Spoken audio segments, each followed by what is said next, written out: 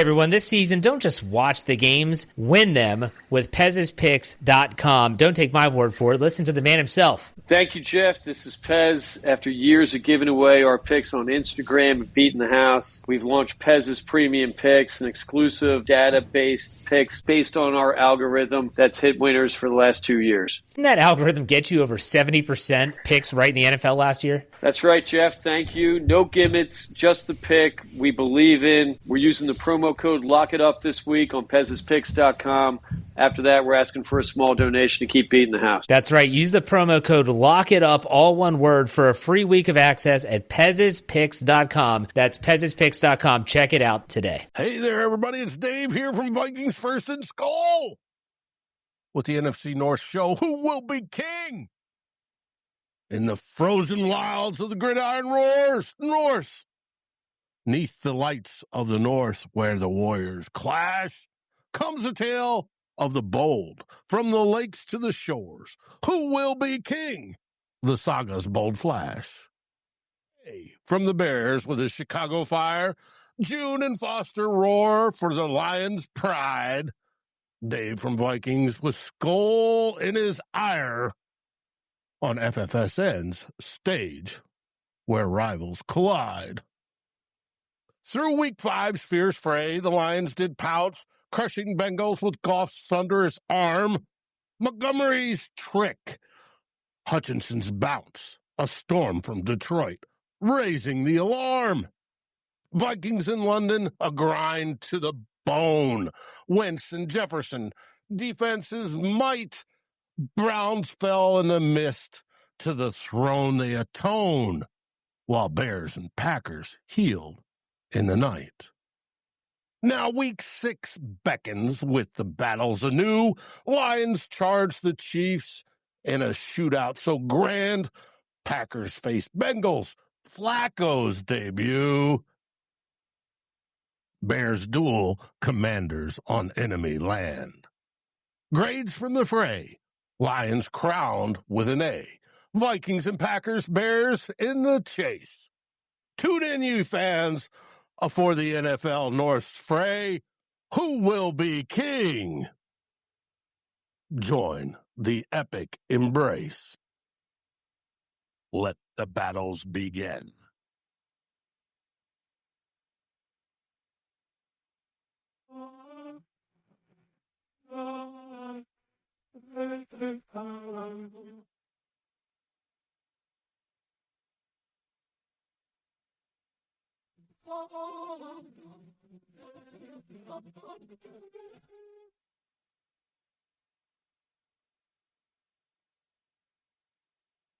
Gentlemen,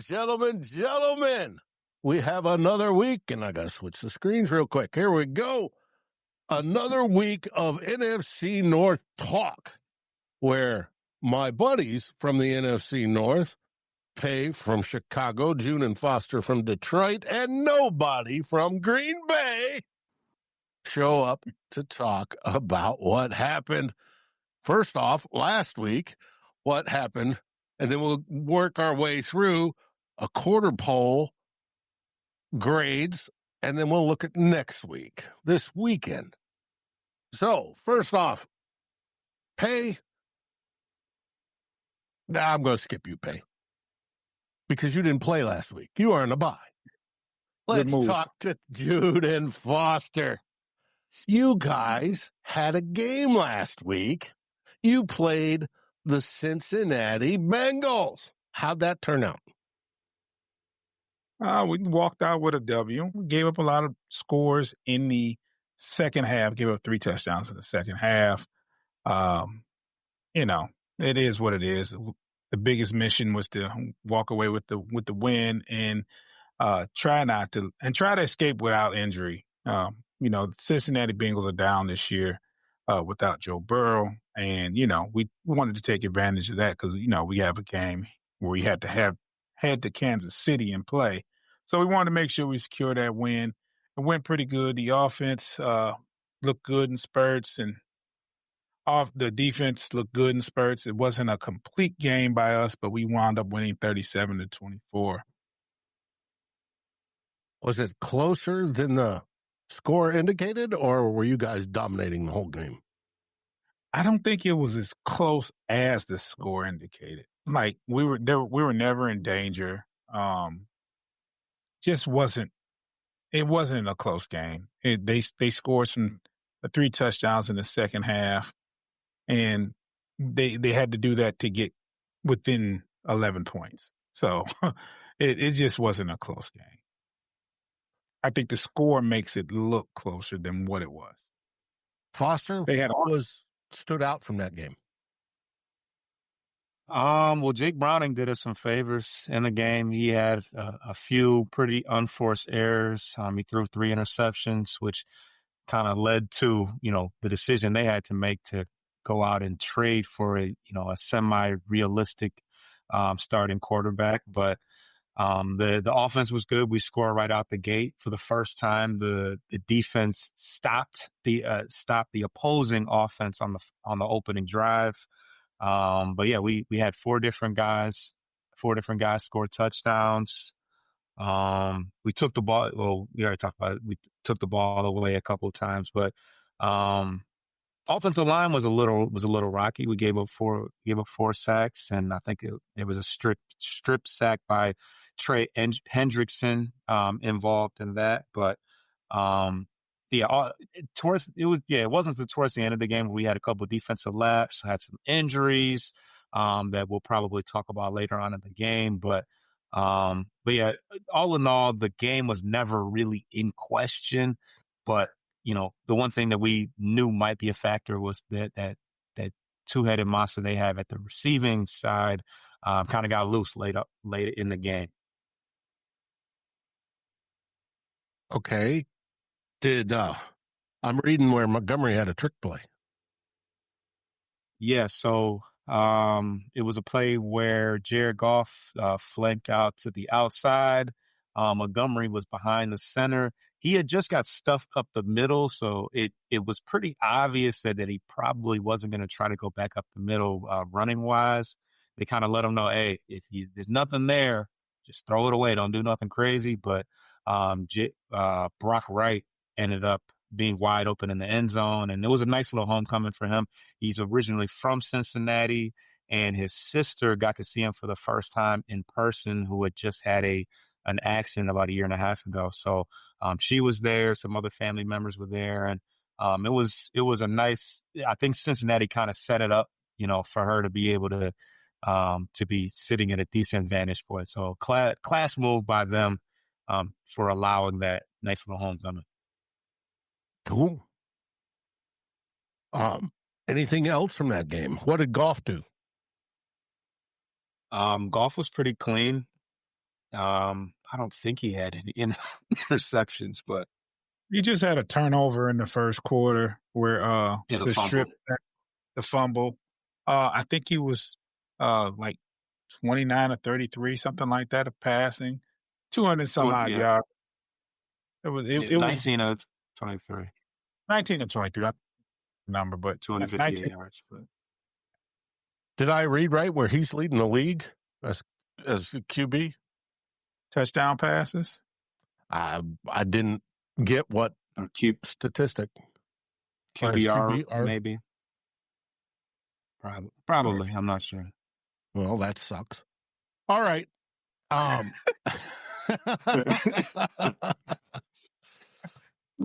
saw that in the game. The Lions are now historically the most prolific scoring running back duo now, right? In is the season, at this current point in the season, or no? David Montgomery and Jahmyr Gibbs. I saw that they scored in the same game more times now than the Cowboys running back duo of the late of the 90s, Emmett and Daryl Johnston.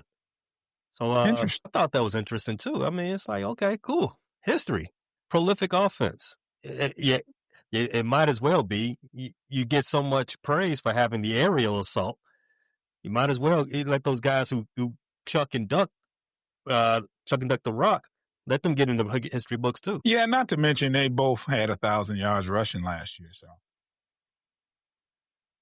and Montgomery got a couple games. It's I saw that Tesla called another touchdown.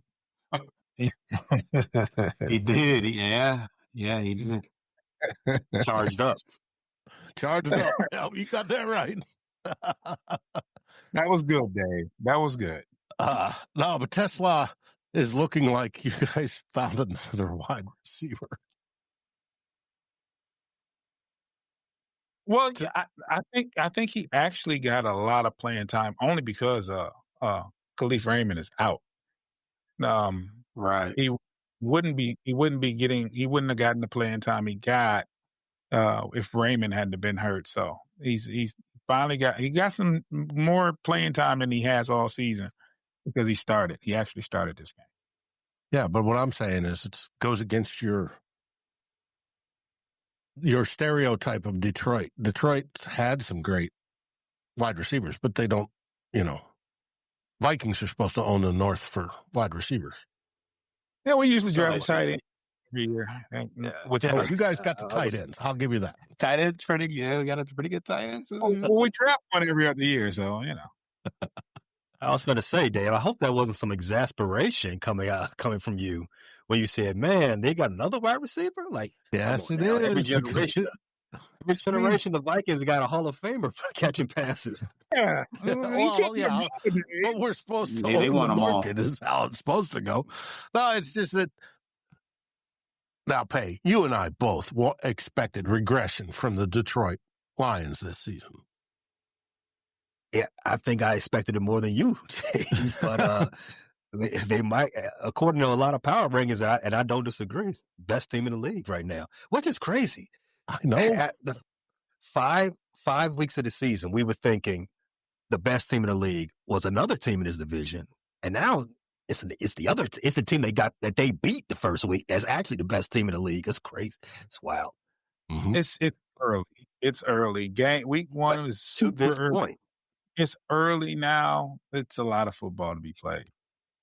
It's just now the other game played last weekend, was the Minnesota Vikings at the Cleveland Browns in London. Minnesota Vikings pull out a 21-17 victory. It is what it is. The biggest storyline that came out of it was that Jordan Addison was benched for the whole first quarter. Why was he benched? Because he missed a walkthrough. It was a coach's decision to bench him. Now all the talk is, what happens to Jordan Addison's future? Being that this is the third non-moving violation infraction, if you want to call it that. And that discussion's going on within my fan base as to, should we trade him? Should we trade him now? Should we trade him after the season? Should we roll with him for his fourth season and then trade him? All that sort of stuff as to what we should do, not trade him, because he would be a wide receiver 1 on 90% of the remaining teams in the league.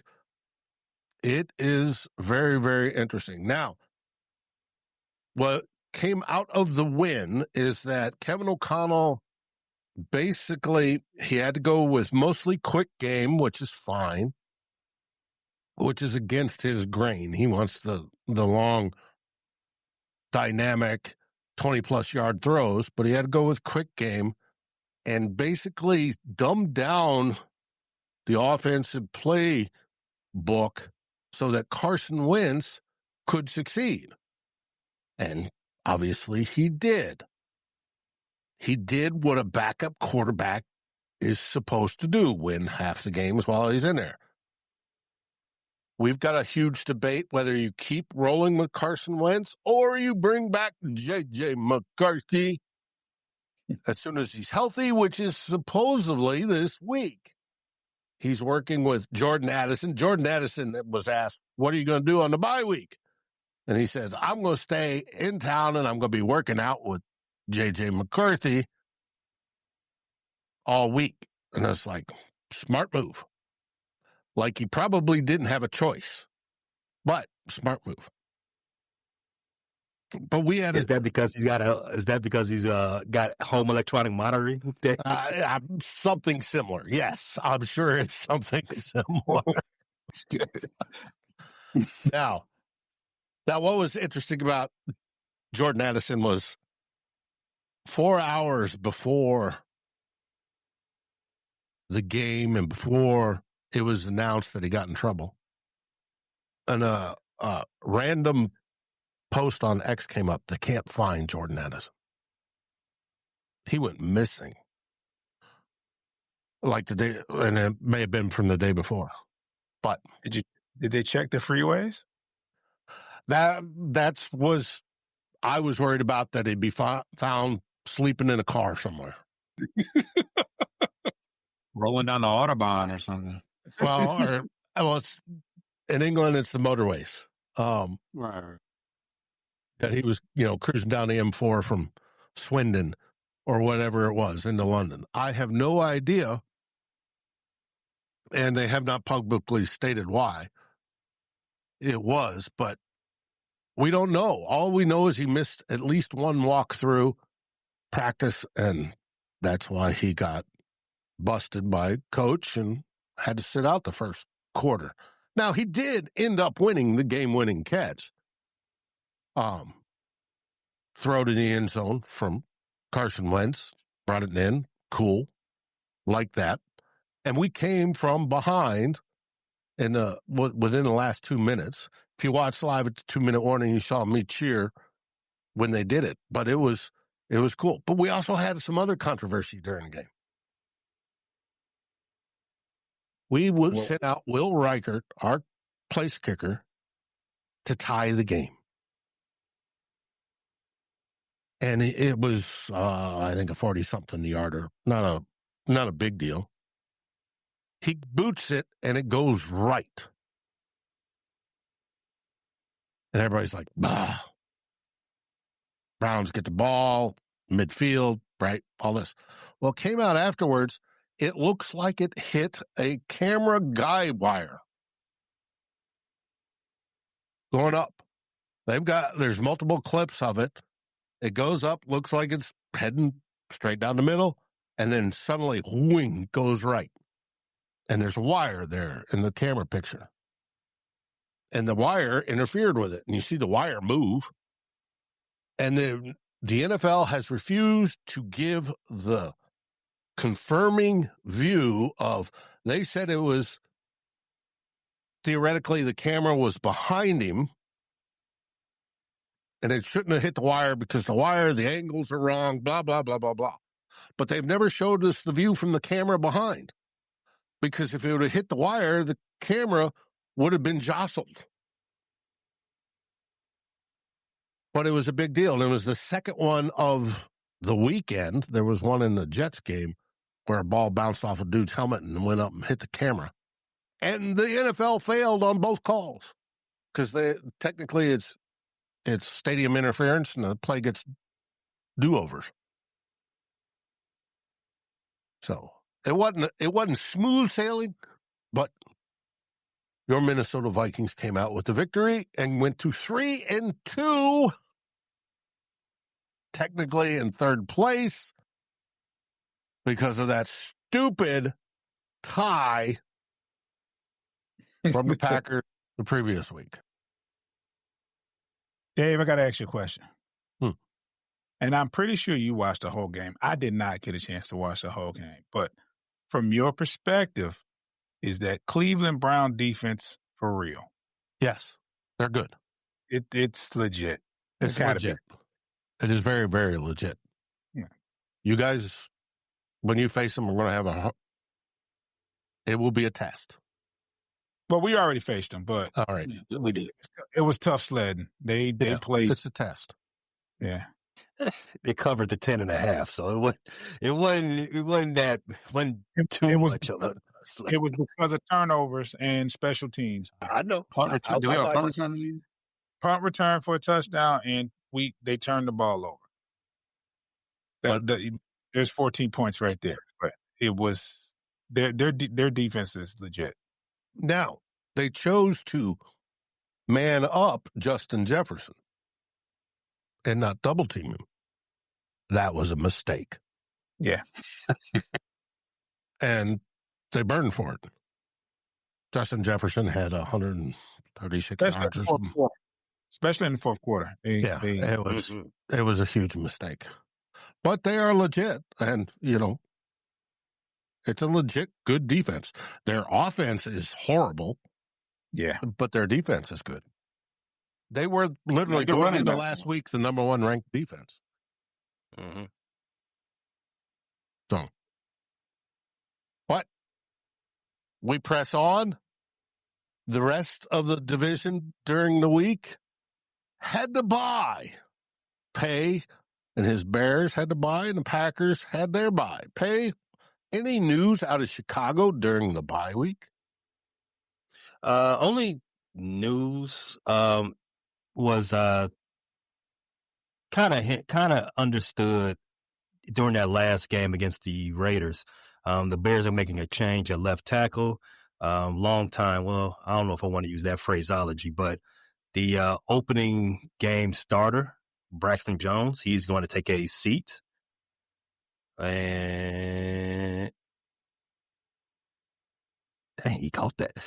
He's taking a seat, and Theo Benedict is going to replace him at left tackle. That's the only bit of news during the bye week.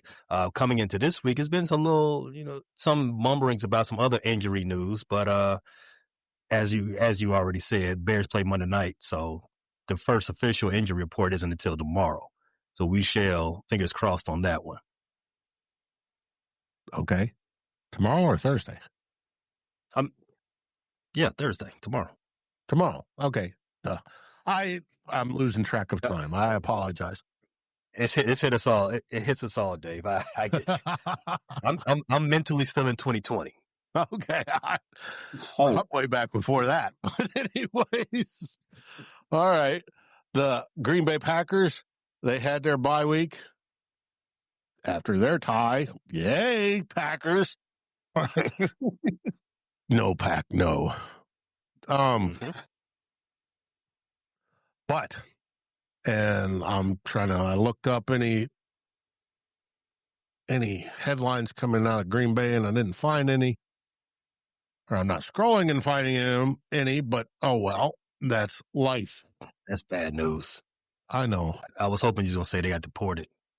That would be nice.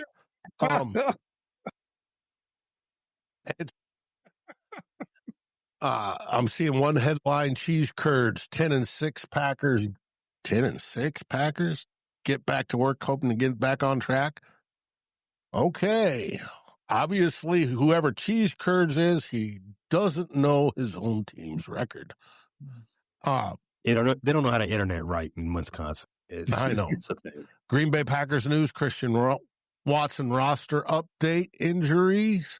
Hopefully he's still out. That comes from Justin Mosqueda, and Justin is good. One of the better broadcast guys over there. They're talking about signing some guy from the United Football League. Yeah, let's see. Tackle workouts. Saying that week 6 they're favored over Green Bay or over the Bengals. I'd hope so. Well, the Bengals got Joe Flacco now. Yeah. And we'll get into... Well, let's get into it now. Since the biggest news so far this week is there's been a couple trades made, a couple defensive guys from, I think it was the Chargers to the Ravens, back and forth, blah, blah, blah. But it was the trade of Joe Flacco to the Cincinnati Bengals, which perked up everybody's eyes and ears. Because one, Cincinnati did not trade for Russell Wilson. They did not trade for Kirk Cousins. They did not trade for a whole slew of probably better quarterbacks than Joe Flacco. They went with Joe Flacco. Well, all right, Pay, I get you. Is Russell Wilson better than Joe Flacco? Probably not. Is Kirk Cousins better? I would say yes, but Hey, it is what it is. They went with the old man, Joe Flacco. Now, with that being the case, does Matt LaFleur and crew think this is going to be a cakewalk on Sunday? Are they walking into a trap game is what I'm asking. Good question. I would say yes. I hope so. Now, And Flacco isn't that good either. But as you all said, he is 1-0 this season against the Packers. So crazy things have happened. Mm-hmm. Well, he's got to be licking his chops with Jamar Chase and Higgins out there. Like he's much better off this time. Well, I don't know if he's much better off, but on his side, he's better off. Yeah, he's better off. Right. He's got better wide receivers for sure. Sure. The offensive line, as long as he stays upright, he's fine. Long enough, yes. But I'm curious, does Green Bay automatically chalk this up as a win and then fails? Because they've... Hopefully. What's next week? What do they play in week 7? Who do they play? And use that sort of mentality and then get curb stomped. Oh, God, please. That'd be poor coaching. Please. That would be poor coaching. That would be indicative of terrible preparation. I agree with you there, Foster. But you would have to believe that during the bye week, they had an opportunity to get Micah Parsons, more ingrained with the playbook, and going against that offensive line, that leaky sieve of an offensive line they got in Cincinnati. First thoughts would be like, it's not a good situation for the old man Flacco. No, it won't be, but I'm just hoping Green Bay comes in sleeping on it and royally screws up. My sentiment We can only hope. My partner on 2 Old Bloggers, Darren Symes, and Bengals can't run the ball or shit. No. That won't help Flacco, even if he's got Chase and Higgins to throw to. Well, Chase Brown is he's pretty decent. They could possibly run the ball. Oh well. All right. It's that time of day for Garrett's popcorn break. Join us right after this break while we pay the bills. And we're back. I wanted to discuss report cards. We're at the quarter mark for most teams, which is 4 and third games. So let's do report cards. Everybody does that.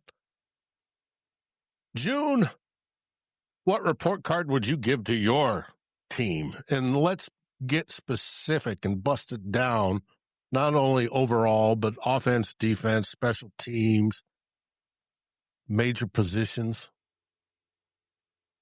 Okay, I'll give it an overall B+. I give the quarterback play an A-. Probably would be an A if it wasn't for the first game. However, it wasn't there. It was a lot more to it than just Goff. Our offensive line that first game was just horrible. With that being said, I want to give the offensive line probably about a B- around that area. We haven't seen the best that has yet to come from the offensive line. Wide receiver play, I want to give it a B. Goff has spread the wealth around to different receivers and Laporta. The running tandem, I want to give an A. Both running backs have about 300 some odd yards apiece and 4 touchdowns apiece. As far as the defense, I want to give the defense an overall B. And if you want me to break that down even further, I can by position group, if you like. Who played edge opposite of Hutch last weekend? Last week it was Muhammad was Muhammad. back. Last week it was Muhammad. Okay. Any word on Davenport? Is he done for the season? He could be back this month. He's on injured reserve. He has a couple more weeks left, and he'll probably go back by the end of the season. But we sustained some injuries. Both starting corners are out. They'll be missing significant time. DJ Reed has been placed on IR, and no one has said this, but I expect Arnold to go on IR as well. This is just my opinion. He could miss 3 to 4 weeks, so it might be safer to put him on IR, but it's not a season-ending type of injury for him. So we're missing both corners due to injury. We've been bringing some corners in. It's just, the same as, not the same as last year, but we went through this last year where we were just bringing people in our practice squads just to fill the roster. But bottom trend. It's early, so I'm not too concerned. What was happening to us was happening last year in week 10 and and week 9. So these are things that were going on last year, but overall, I'll give the Lions a B plus, something around that area. That first game was yet to be decided, but we've had pretty good games since then. So I want to say a B. We haven't seen our best football for 4 full quarters yet. Pay, do you agree with that self-assessment? Yeah, I can't argue too much with a B.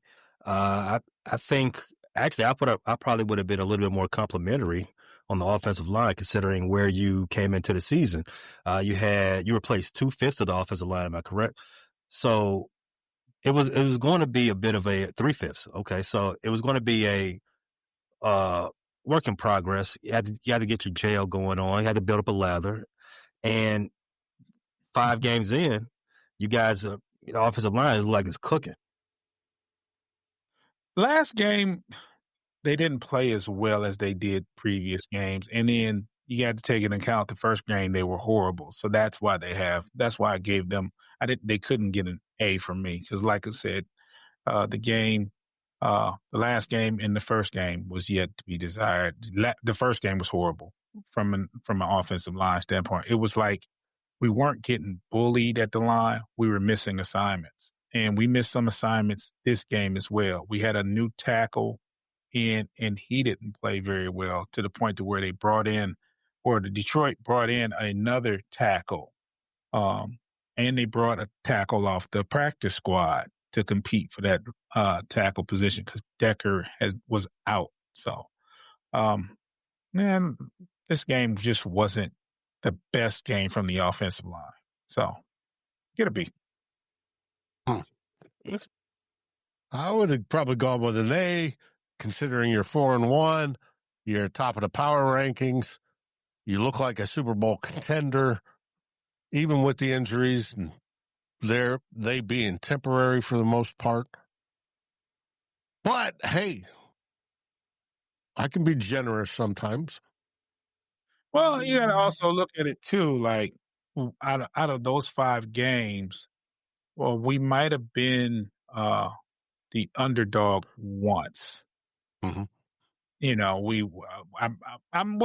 don't know if they favored us for Green Bay. I don't know if they favored us for. Yeah, Ravens and Packers. I think we were underdogs, and we went 500 with that. So, Well, all right. Pay, your Chicago Bears. What would you give your effort so far this season? I mean, they're 2-2. Might as well just split the baby and call it a C, right? You said all 3 phases of the game: special teams, offense, defense. Offense, I would actually give them a B, just for that segment of the team. I'll give the offense a B. They're in the top third as far as scoring. There's been some steadily improvements from the quarterback position. The only thing holding it back is the run game. The run game is horrible. Well, you could imagine that as if when you break camp with DeAndre Swift as your workhorse, and not just RB1 workhorse, as in he's the only one getting carries. As your bell cow back. Mm-hmm. Yeah. Wow. But yeah, that's probably the biggest issue. I mean, the offensive line is still a work in progress since there's been some musical chairs going around with that. So I'm going to not grade the offensive line just because what we've seen has been, we don't really know what to get out of it just so yet. We broke camp with Braxton Jones as left tackle and Darnell Wright at the right tackle. But I think we all understood that there was probably going to be a change probably around the bye. And look, we're in the bye and there's been a change at left tackle. There might be a change at right tackle depending on how long Darnell Wright's out and how well his understudy does in his position. So we'll kick that can down the road. Defense. This one's tough. So the secondary has been it's been the best looking this last 2 weeks against Dallas Cowboys, that high flying offense, and I almost called them Oakland, against the Las Vegas Raiders. A lot of takeaways, stumping on the necks of all their pass catchers. That's what you like to see. I think it was back-to-back weeks in which the secondary allowed a quarterback rating of less than 75, if I'm not mistaken. So that's what you want to see. But again, going back to the rushing, on the opposite side of the Bears not being able to run the ball, Bears can't stop the run. So, and I think the Bears are giving up right now 6.1 yards per carry, which if that continues going through the rest of the season, that's going to be historically bad. I think that will be the worst all time as far as rush defense. So with that being said, I think I would grade the overall defense closer to a D. Yeah, okay. Yeah, I gave the secondary as flowers, but the secondary did get lit up by Detroit. They did allow rookie quarterback J.J. McCarthy to have his way in crunch time. And so you can't just only take the good and ignore the bad. You want to take it all. And that's how you do a cumulative grade. And the cumulative grade for the entire defense to this point, I'm going to give it a D. Special teams, I don't even know I can give it a C. I mean, we've made some kicks. The punter has made one good kick, the fourth round drafted punter. He's made one good kick. It was a very good punt that we needed in crunch time in his last game, which he dropped it right at the 1 yard line. Beautiful punt. We need to see more of that from a fourth round punter. But just again as a total unit from the 4 games, I mean, what else are you doing? I don't see a lot of flags coming from that unit. I don't see a lot of missed assignments. We're not giving up a lot of run return, not a lot of returns. Sorry. So I mean, they're doing what they're supposed to do. C+. Okay, interesting. My research gave them a B-, but okay, that'll work. As for the Green Bay Packers, F. All right, I can agree with that. To end up in a tie deserves that. But if Love's solid generally when everything's clicking, the question is, does it click always? And does he click always? And the answer we all know is not necessarily. So we'll see. Then the Vikings, I'm leaning towards probably maybe a B. What carries us is the defense. The defense has been relatively good. Brian Flores has kept pretty much to the Mendoza line, preventing outrageous scores against us. Kevin O'Connell has orchestrated the offense to win 3 out of the 5 games, including through a whole slew of injuries to especially our offensive line. We were down to just one of the 5 starters last weekend, and we still won, which was good. And everybody seems to be getting healthier and should be back after the bye for the most part on our side. And then things will really heat up and get scary. The NFC North as a whole is 11-6-1, still the strongest division in football, I believe. So, and Minnesota special teams, I think, is fine. They're actually one of the higher ranked teams this year. Talking about a punt, we had a 77-yarder officially.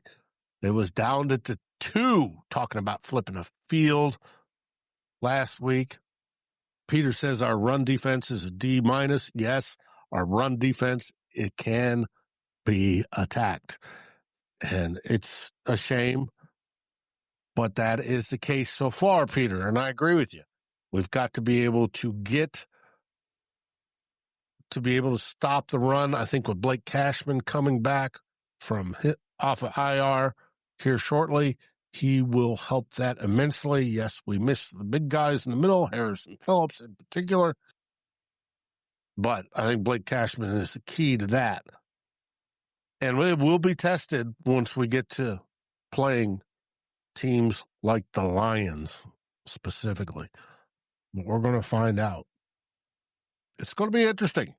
That's my take on where the division lies right now. I would put Detroit, obviously, in first place. I would say the Vikings are probably better off than Green Bay, but hey, I'm a homer. And then, unfortunately, I think you guys are working on finishing last in the division once again.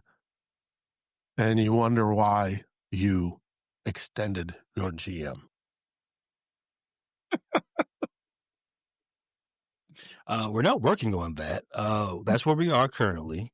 But, where you're presently does not indicate where you will finish. It's always about the journey, and the journey dictates where your destination will be. And where we are right now in our journey, I'm not too upset with it. It could have been, I could have said we are F right now. We are F'd up, but I'm not giving them an F. Give them a C.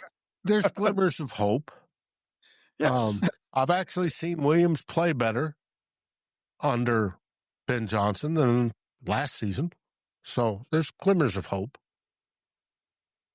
Now, will Ben Johnson's there will be stick last through this season, especially when he gets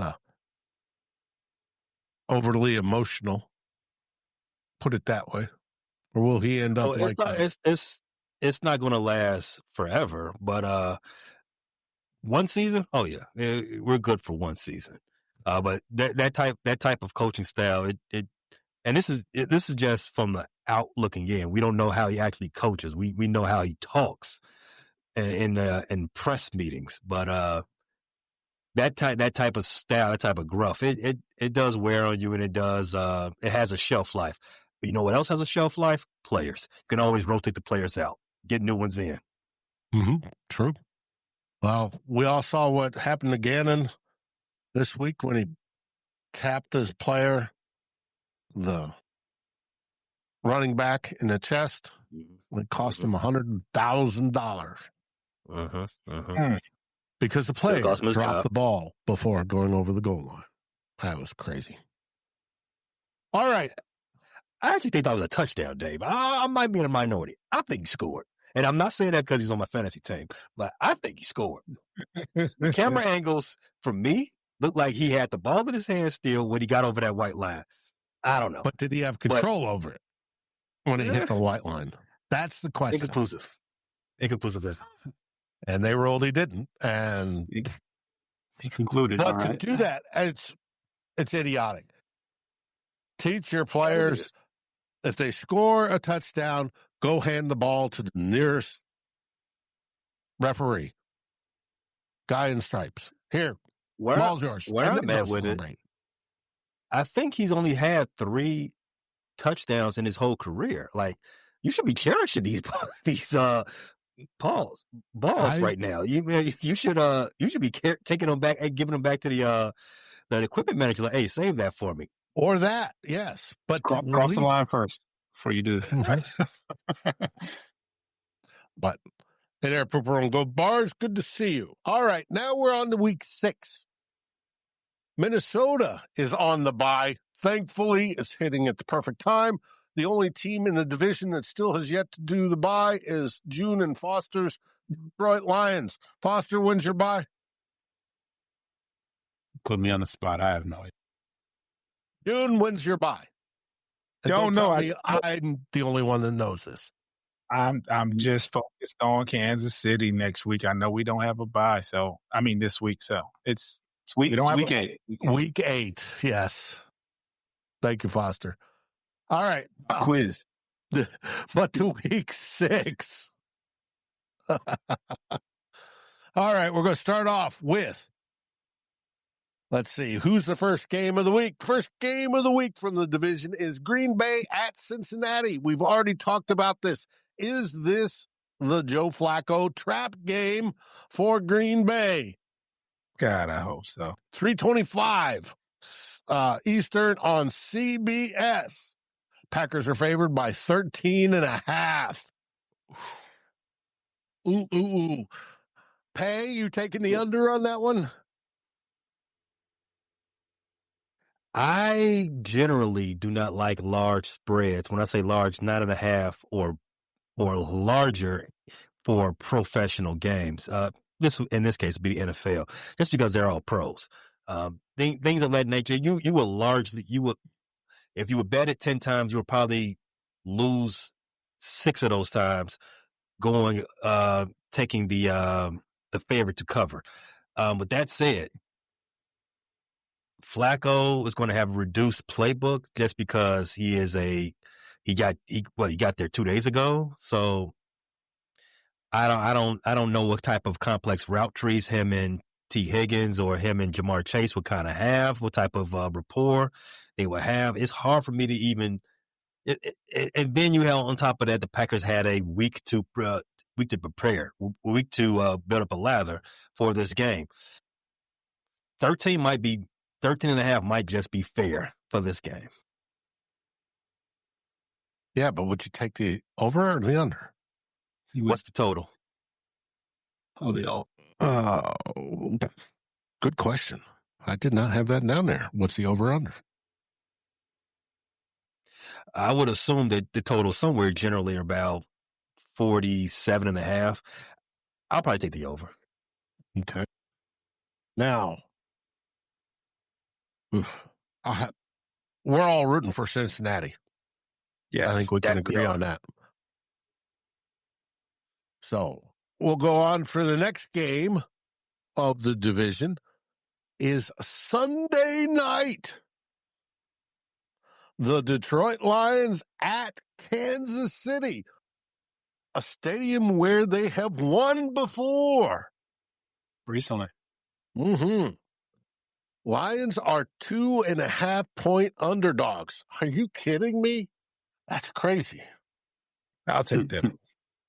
Tell us about the game. Preview it for us. Yeah, as you said, we have recently won in Kansas City. Kansas City will be coming off they're actually below 500 right now. They're coming off a loss to the Jacksonville Jaguars. So they're desperate. The Chiefs. Yeah. I mean, they started kind of slow last year as well. So I don't really, and obviously they finished quite, good enough, in the Super Bowl. But, so, I really don't read too much into that. They still have a wizard of a quarterback, and the key will be to keep him off the field. They rank pretty low in DVOA. They, as far as offense and defense, they are in the bottom 5. And but they have a lot of explosive weapons, a lot of fast, dynamic players. They got a pretty nice red zone threat in Kareem Hunt.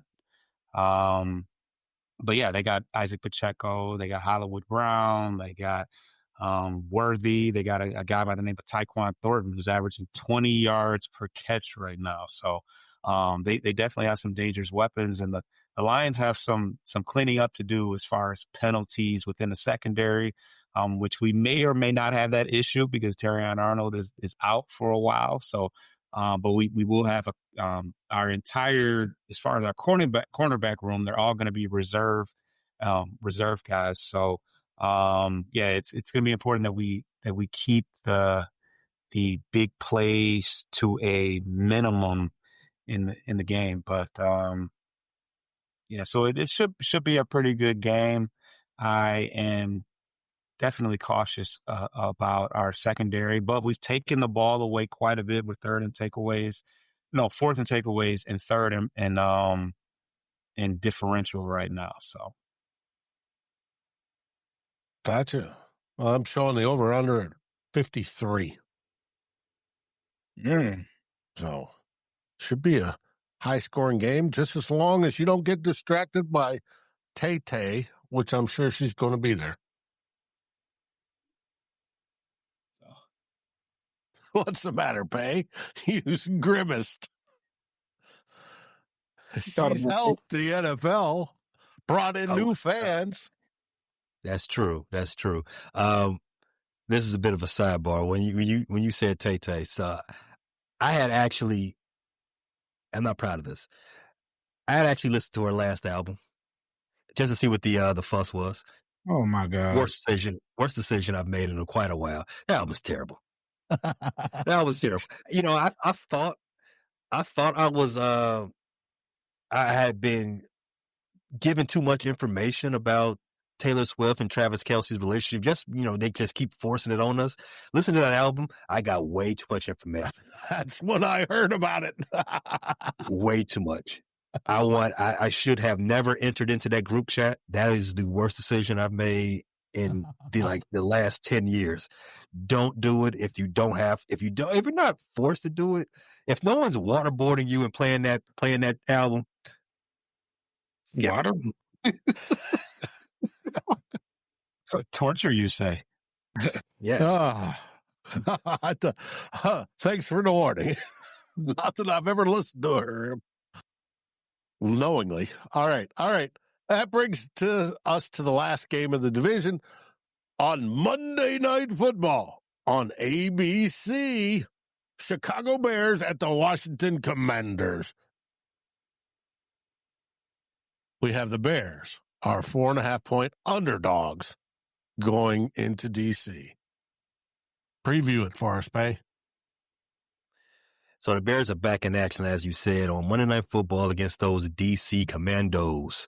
4.5-point dogs is curious, but we talked about that in a second. This isn't just another game. This isn't just another primetime game for the Bears. I think this will be their second primetime game of the season. Not just that. This is a chance for revenge. It's a chance for redemption against a team who called themselves the Washington Heartbreakers last season, against a team that effectively ended the Bears season last season. This is a team, the Bears, who has the chance to right a lot of wrongs. Obviously, the game is on Monday, as we said earlier. The first injury report comes out tomorrow on Thursday, but the indication is that Kyler Gordon will be back. At least he said as much when he was talking to the media yesterday. He's been dealing with a hamstring injury that's kept him out all season. He's one of the most important pieces to this defense because of his versatility in the secondary. Not just as a great slot cover corner. He's the highest paid cover corner. We discussed that ad nauseum when he got that contract. He's not just a great nickel, but he's also great as a blitzer. He's someone who's great in run stopping. And as I said earlier, the Bears need a ton of help in that area, even if it's coming from the secondary. Getting him back would be massive because he is such a a chess piece for Dennis Allen. You just get that defense stronger and stronger instead of having all these also rans playing secondary. No disrespect to Nashawn Wright and the rest, but if we can reduce their snaps and start getting back guys who are meant to be in that position, defense gets better. The team gets better. It's even more so playing against a team like the Washington Commandos who are trending to be down their top receiver, F.O. McLaurin, down Noah Brown. They're going to be leaning heavily on guys like Debo, who is not a bad thing because they leaned on him heavily in his previous game, and he showed up, right? On the offensive side for the Bears, you got Colston Loveland. They're also trending for him to return. He's been dealing with a hip injury since Caleb Williams left him out to dry in that game against the Dallas Cowboys. Another one on the injury report, Travis Homer and Austin Booker, their 21-day windows have opened up. Travis Homer, he's another running back, but he doesn't really play running back. He's more of a special team specialist. Austin Booker, he's like another one of those preseason Hall of Famers the Bears have had in the last couple of seasons. Yeah, he makes a lot of splash plays when against backup. So again, the Bears have a need at rushing the passer. Austin Booker, that is his pedigree. We can use any help we get. So once he's back, we can hopefully get him in the rotation. But the elephant in the room here, Tyree Stevenson. We all remember that failed tip pass from the last season against the DC Commandos. The Fail Mary. That play sent the season spiraling. That play became a national narrative. Wasn't nobody talking about the Bears until that play. This game is a massive opportunity for Stevenson to turn the page on his career forever. He had got benched the game after that by Eberflus. He didn't take it too well. The rest of his season wasn't that well, and he started this season pretty terrible as well. In fact, he gave a perfect passer rating in his first two games of this season. Every time he got targeted, he was getting, the guy was wide open down there. He was in trail mode forever against the Detroit Lions. But number 29, he's bounced back the last 2 weeks, and I think he is in great position to have a great game to where he can get some of the stink off of him and flip the narrative on what's going on for him. The great news about him, as I said, he's been on the tear recently. I think he's forced 3 turnovers in the last 2 games, a fumble and 2 interceptions. It's all setting up. He hasn't really dealt with the media leading up to this game, well, at least since the end of last game and the opening portion of this week. And I like that. All the Gen Z kids, they're all saying the same thing right now. He's one of them Gen Z kids from Miami. Lock in. He's locking in, and I love it for him. The Commanders, they've got, they just saw, what's their quarterback name? They've had a lot of running back injuries. Their new one, Krosky Merritt. Jordan they Daniels. call Will Bill.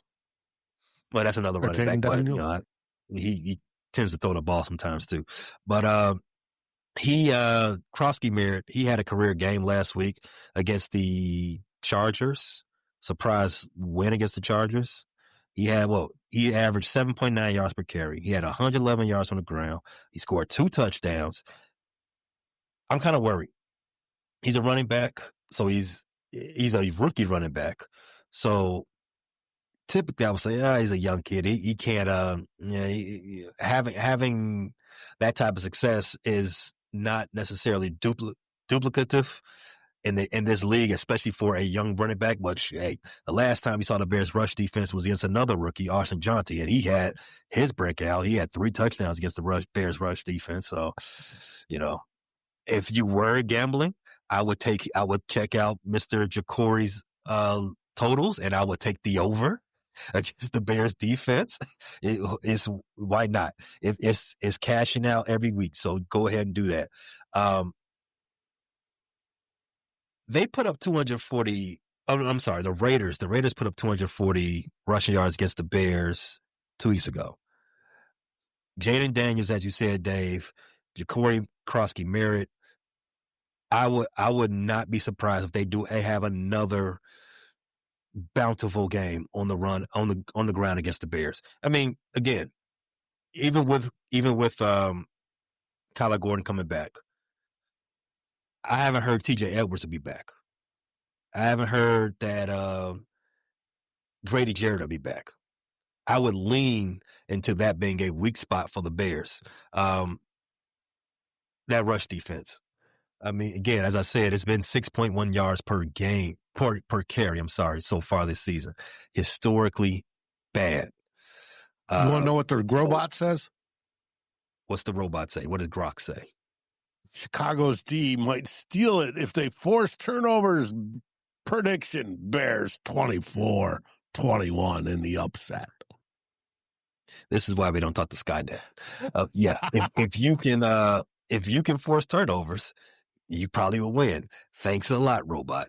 Thank you. I think the humans had that one circled about 50, 60 years ago. The offensive line. That's the other concern for the Bears. Theo Benedict, he might be right now better than Braxton Jones, but I don't think he's actually better than Braxton Jones, if you know what I mean. I think Braxton Jones still dealing with an injury. Theo Benedict is an undrafted player out of Canada. Well, Braxton Jones was at least drafted.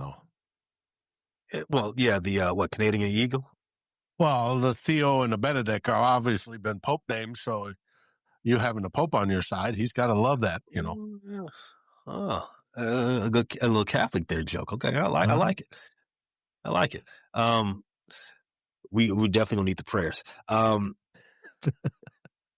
No word yet if Darnell Wright is going to play. He's had a hyperextended elbow at the right tackle, so we might be having might have a rookie at the right and an undrafted guy at left. Not the best situation, but again, Braxton Jones has never been that great, so it is what it is. At that point, you got to roll with what you got. But I kind of like where the Bears are trending in for this game. There are some weak points that Washington has. They're not as offensively potent as they were last season. So I think that plays into the Bears' favor on the defense. And I did say earlier, the Bears' offense, top third of the league as far as scoring, as far as third down conversions in the red zone. The Washington defense is that plays into the Washington defense's weaknesses on their side. So I definitely agree that this game is going to be back and forth as it was last year. In fact, the game was, 18-15 last year. Save a few boneheaded coaching decisions, save a few boneheaded decisions from the defense towards the end of the game. That should have been a win. Mm-hmm. I can see that 4.5. It's a very fair line just based on where these teams are right now. But it's going to be a very interesting game in week 6. I can assure you of that. Mm-hmm. Doc Proto says, every time I watch you guys, I kind of laugh a bit. Y'all been doing this show for at least 2 seasons and still haven't found a Packers fan cool enough to be on. Hey, Doc, if you know anybody that's willing to put up, let me know, and I will send out hey, want to come join us? Be the butt of our jokes? Sure. They've got to have thick skin because Foster, he does not hold back. No, he doesn't. Well, there, guys, that brings us to the end of the show. June, Foster, where can they find you all, and what's your next show? You can find us at G Speakers on YouTube, and you can find us at any of the aggregators. Anywhere you can listen to a podcast, you can find us. Just type in Bleachers Speakers, FFSN in your search. Make sure you download those episodes. You can also find Detroit Tigers stuff there at Corner the Copa on YouTube. That's Foster and Coach. They have their special channel for Detroit Tigers exclusive news and updates and stuff like that. We also have on our Bleachers to Speakers channel, we have post-game podcasts where we talk about the Pistons. And our next show will be Saturday morning, where we do the pregame show for the Detroit Lions. And then you'll hear, then we'll go live after the game Sunday night, talk about what happened versus Kansas City. So make sure you subscribe to Bleachers Speakers on YouTube and subscribe to Corner the Copa.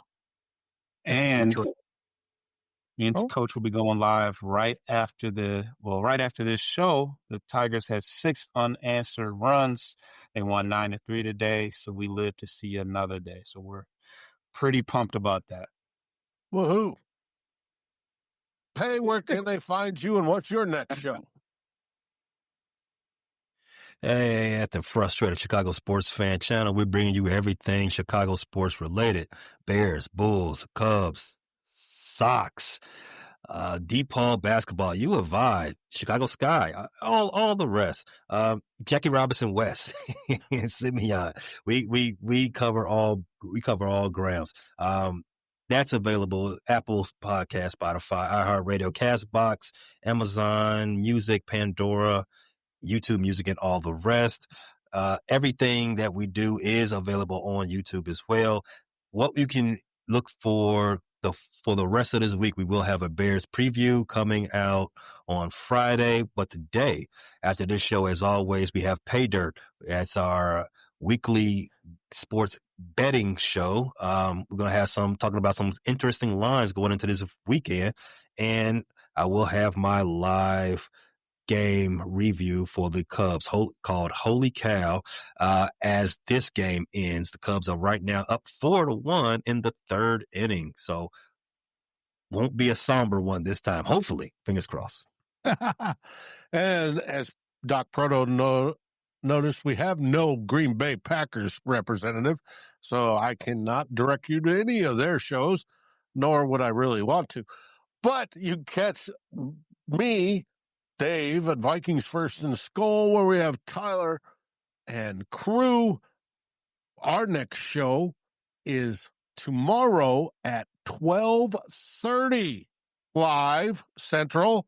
It's going to be X's and Skulls with Tyler Fornes and Luke Braun of Locked On Vikings. And they're going to be debating, should we stick with Carson Wentz or should we go all in on J.J. McCarthy? 12:30 tomorrow. And then we'll have the Real Forno show at 6. And then 2 old bloggers, where we saw Darren chime in earlier. He, myself, will go over our bye week topics of the week. With that, gentlemen, what do you say in Detroit?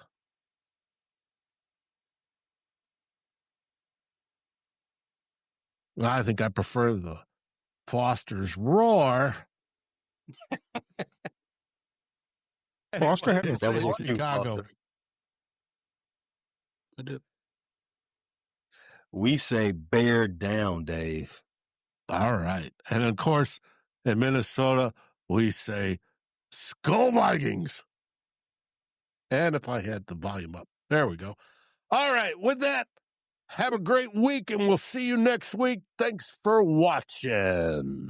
Like, subscribe, and rate us on your favorite podcast aggregator. Thank you for listening to this NFC North group effort on the Fans First Sports Network.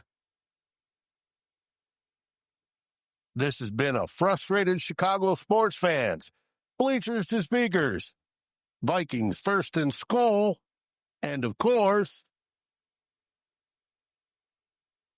the Fans First Sports Network production. Thank you for listening.